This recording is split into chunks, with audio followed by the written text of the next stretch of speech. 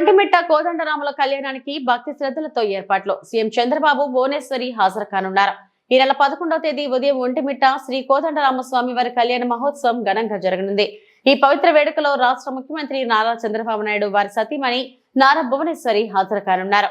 వేలాది మంది భక్తులు పాల్గొనే ఈ మహోత్సవాన్ని పురస్కరించుకొని అన్ని విధాలుగా ఏర్పాట్లు ఘనంగా సాగుతున్నాయి.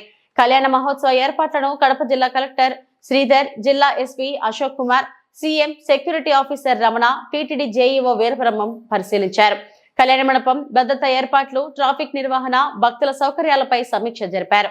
ఈ సందర్భంగా వారు మీడియాతో మాట్లాడుతూ భక్తులకు ఎలాంటి అసౌకర్యం కలగకుండా అన్ని విధాలుగా ఏర్పాట్లు పూర్తయ్యాయని తెలిపారు. రాష్ట్రం నలుమూలల నుంచి వచ్చే భక్తుల కోసం త్రాగునీరు, శానిటేషన్, ట్రాఫిక్ నియంత్రణ వంటి ఏర్పాట్లు ముందస్తుగా చేపట్టినట్లు పేర్కొన్నారు.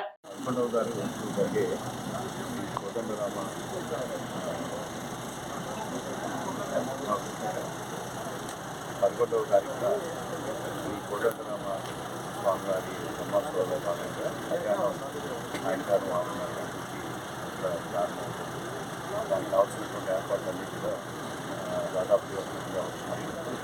మనం సుమారుగా 50,000 నుంచి 60,000 వరకు భక్తులు హాజరవుతారని చెప్పేసి అంచనాతో ఇక్కడ ఉన్నటువంటి ఏర్పాట్లన్నీ చేయడం జరుగుతుంది.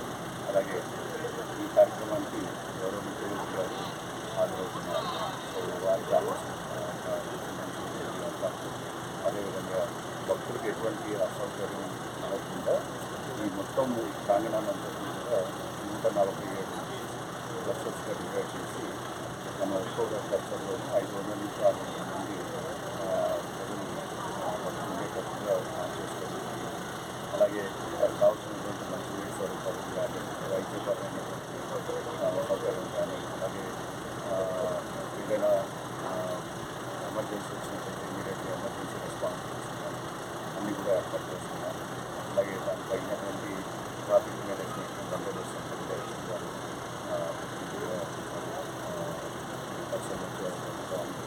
So we will give the best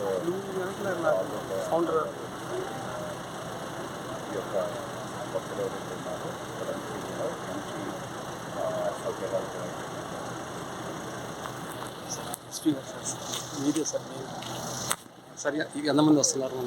Srirama కళ్యాణ ఉత్సవం సందర్భంగా పోలీస్ డిపార్ట్మెంట్ భక్తులకు కానీ విఐపీలకు కానీ ఎలాంటి ఇబ్బంది కలిగించండి. ఆటల సమస్యలు దాదాపు 2,500 మంది పోలీస్ సిబ్బందితో ఎంప్లాయ్మెంట్ చేసుకోవడం జరిగింది. దీంట్లో భాగంగా area domination, no parking, video implementation, food diversions, check post కూడా అప్లై చేసుకోవడం జరిగింది.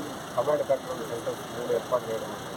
సీసీ కెమెరాలు, డ్రోన్స్ దాదాపు 150 సీసీ కెమెరాలు, ఒక 10 వరకు డ్రోన్స్ ఏర్పాటు చేసుకుని నిఘా పెట్టడం జరుగుతుంది. భక్తులకు ఎలాంటి ఇబ్బంది లేకుండా అన్ని రకాల భద్రతా ఏర్పాట్లు చేస్తా కమ్యూనికేషన్ నెట్వర్క్ కూడా డెవలప్ చేసుకోవడం జరుగుతుంది. 150 హెల్త్ యాక్సిడెంట్ ఎలాంటి అవాంఛనీయ సంఘటనలు జరగకుండా శానిటరీ ఫోర్స్ పెట్టుకోవడం జరుగుతుంది.